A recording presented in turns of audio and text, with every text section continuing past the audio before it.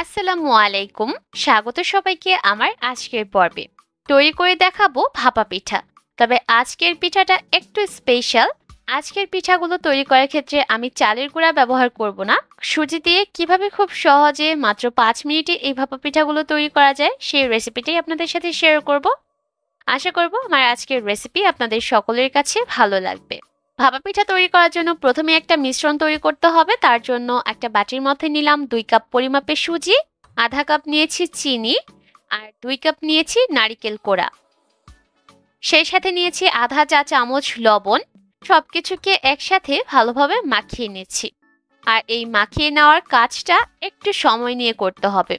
প্রথম অবস্থায় এই মিশ্রণটা অনেকটা ঝরঝরা মনে হলেও আপনি যখন এটাকে মাখিয়ে নিতে থাকবেন দেখবেন এই মিশ্রণটা একটু ভেজা ভেজা টাইপের হতে শুরু করবে।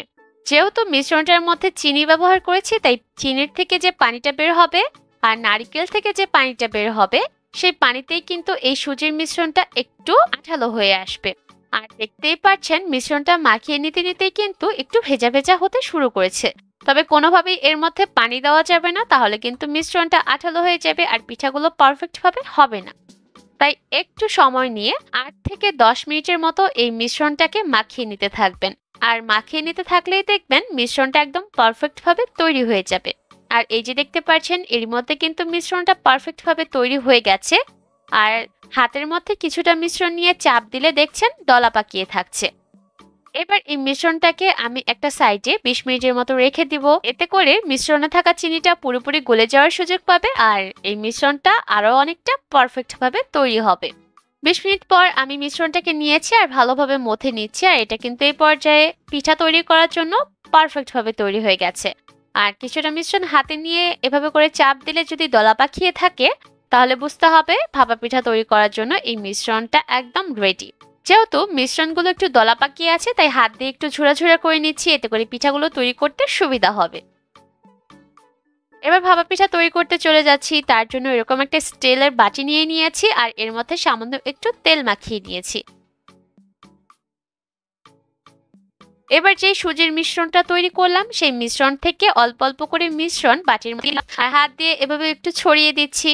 এবার এই মিশ্রণটাকে একটু হালকা হাতে চাপ দিয়ে দিচ্ছি, তবে খুব বেশি জোরে জোরে চাপ দেওয়া যাবে না, তাহলে কিন্তু ভিতর থেকে দলা পাকিয়ে যাবে, যার কারণে পিঠাগুলো ভালোভাবে সিদ্ধ হবে না। এবার একটা জালি কাপড় দিয়ে এই বাটিটাকে ঢেকে দিলাম। আর পিঠা তৈরি করার জন্য আগে আমি একটা ভাপা পিঠা তৈরি করার হাঁড়ি বসিয়ে দিয়েছি আর হাঁড়ির ভিতর অর্ধেকটা ভরে পানি নিয়ে নিয়েছি।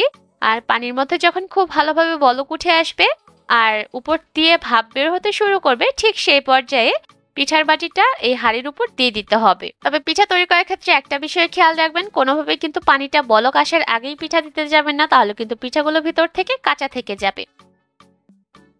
এবার হাঁড়িটাকে ঢাকনা দিয়ে ঢেকে দিব আর অপেক্ষা করব ৫ থেকে ৬ মিনিটের মতো। আর চুলার আঁচটা শুরু থেকে শেষ পর্যন্ত থাকবে একদম হাই হিটে। আর ৫ থেকে ৬ মিনিটের মধ্যেই কিন্তু এই পিঠাগুলো সিদ্ধ হয়ে যাবে। আমি হাঁড়ির ঢাকনাটা খুলে দিয়েছি, পিঠাগুলো এর মধ্যে সিদ্ধ হয়ে গেছে। এবার পিঠাটাকে নামিয়ে নিচ্ছি। আপনারা চাইলে আরো একটা পদ্ধতিতে এই পিঠা তৈরি করতে পারেন। তার জন্য কিছুটা মিশ্রণ আবারও আমি বাটির মধ্যে নিয়ে নিলাম আর মাঝ বরাবর দিয়ে আঙুল দিয়ে একটু জায়গা করে নিচ্ছি। এবার এখানে কিছুটা নারকেল কোড়া আর গুড় দিয়ে দিলাম।